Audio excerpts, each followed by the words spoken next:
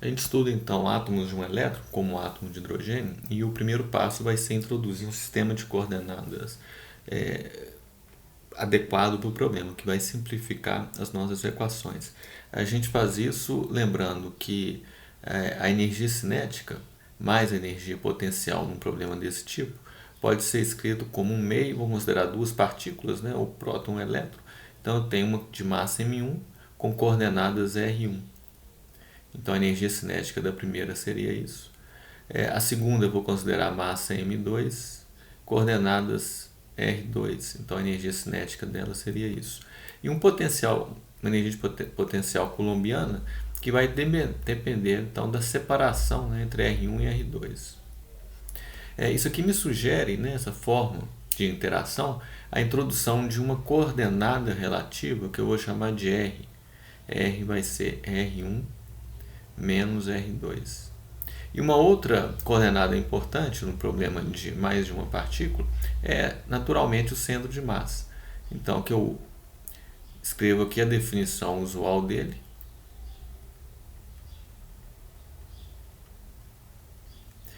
Chamando a soma das massas M1 e M2 de M maiúsculo. Então eu tenho isso, e a ideia é substituir aqui R1 e R2 em termos de R relativo e R de centro de massa e reescrever essa relação. A gente faz isso primeiramente, lembrando aqui da equação de cima, desta aqui, que R1 vai ser igual a R mais R2. Aí eu tiro o R2 da expressão do centro de massa. Posso escrever esse R2 então como um M maiúsculo, posição do centro de massa, menos M1 R1, tudo isso dividido por M2. Então divido aqui por M2, divido aqui por M2. Ora, se eu substituo agora essa expressão do R2 no R1, que está aqui, eu posso então reescrever isso como R1 igual, só consertar aqui para não ter dúvida, R1.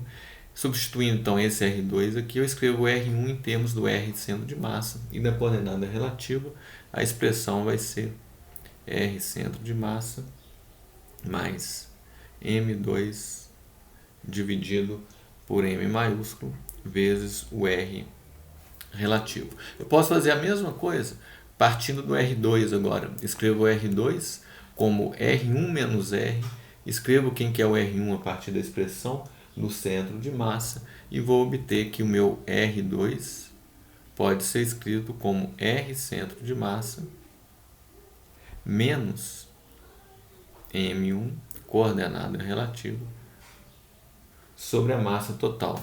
Ora, substituindo então agora esses R1 e R2 na minha expressão de energia, eu tenho a fórmula da energia escrita em termos das minhas novas coordenadas. E esse resultado é que o T mais V passa a ser expresso como um termo que vai representar a energia cinética do centro de massa. Então, um meio da massa total, como se a massa total estivesse no centro de massa, e um termo que vai envolver a chamada massa reduzida, definida dessa forma aqui, e uma velocidade associada à minha coordenada relativa. Tá? Então, aqui eu defino μ como sendo M1, M2, dividido por M1 mais M2. Isso pode ser escrito também como 1 sobre μ é igual a 1 sobre M1 mais 1 sobre M2. É a chamada massa reduzida. Né? Se eu somo isso aqui, obviamente eu vou ter M1 mais M2 sobre M1 M2, cujo inverso dá M1 M2 sobre M1 mais M2. Tá? Então a gente vê que a gente pode reescrever energia cinética em termos dessas quantidades. Né? Aqui lembrando que eu tenho aqui o μ, que é a massa total M1 mais M2.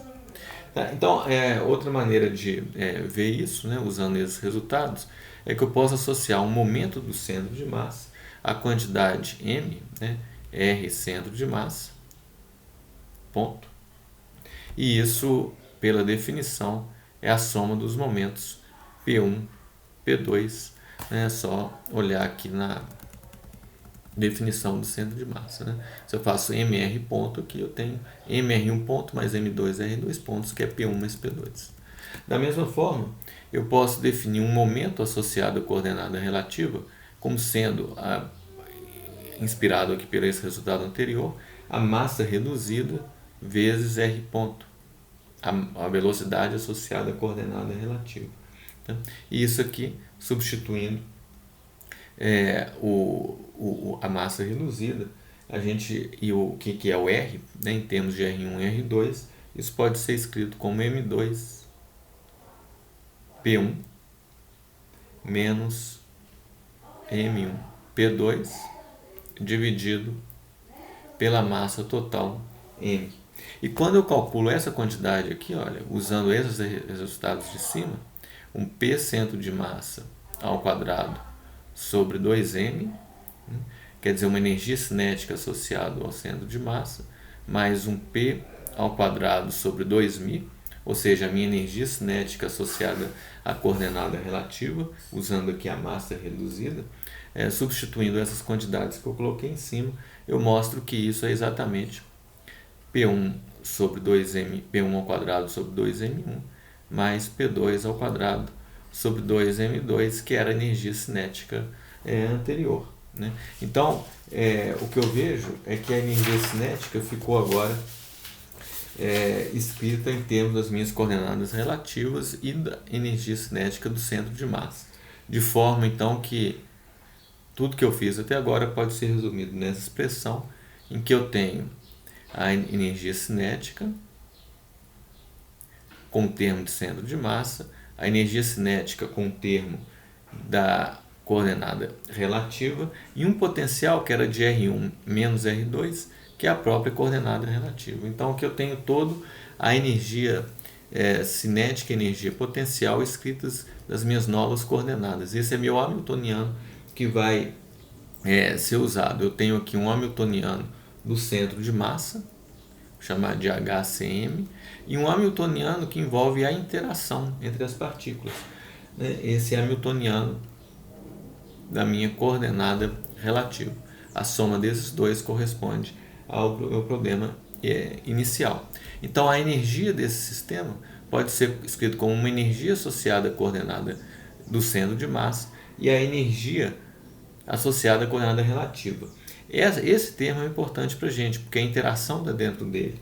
Ele descreve o sistema então de duas partículas interagentes no referencial do centro de massa. Esse é o resultado central que a gente vê aqui. Ó. Então, descreve o movimento de duas partículas no referencial do centro de massa.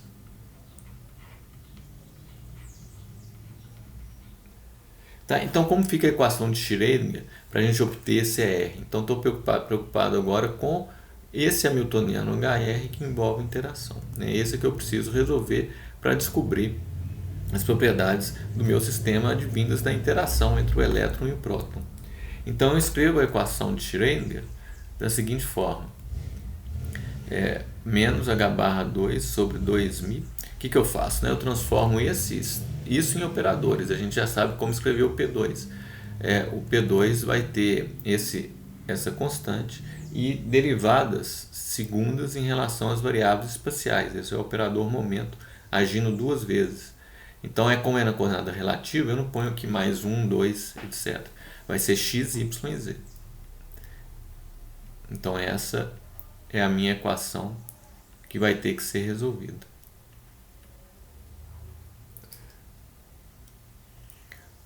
Uma energia potencial que vai depender então de x, y e z, que são as minhas coordenadas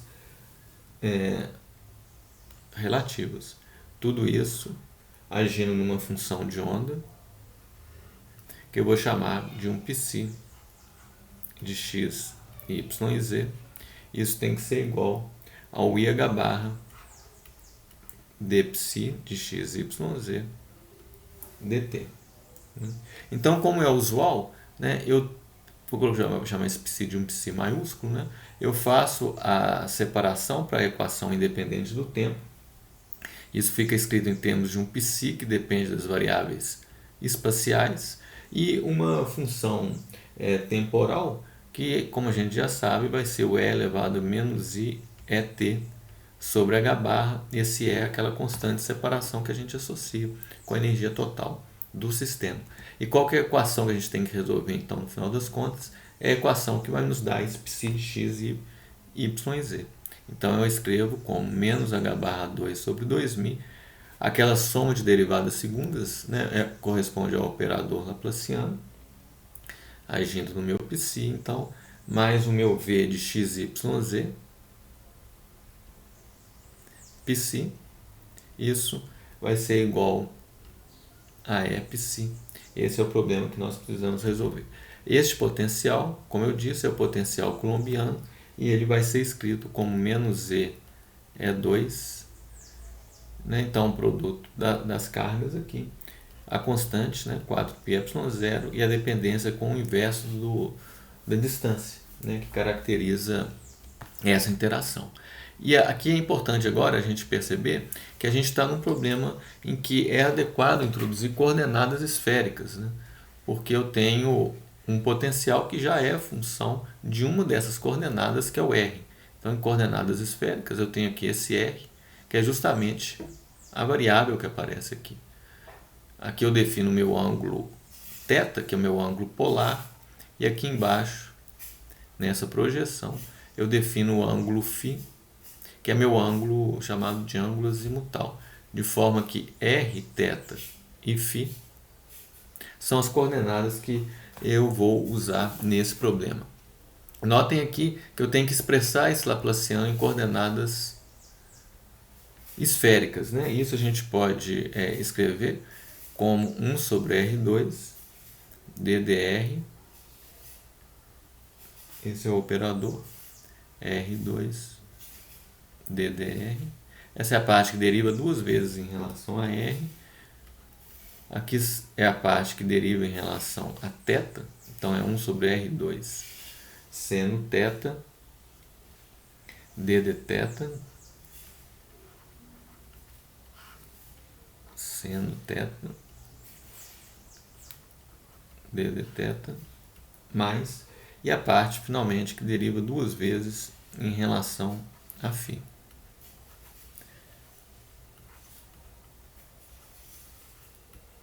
Então o problema nosso está todo definido aqui. Eu tenho que esse operador, né, agindo na função de onda, mais o potencial coulombiano agindo na função de onda, igual a E psi. E eu preciso resolver isso. Para resolver, eu vou aplicar a ideia de separação de variáveis para achar uma função de R, uma função de θ e φ. Essa função de θ e φ depois eu separo numa função de θ e numa função de φ. E aí a gente vai adiante resolvendo o problema. Vou deixar essa resolução para o próximo vídeo.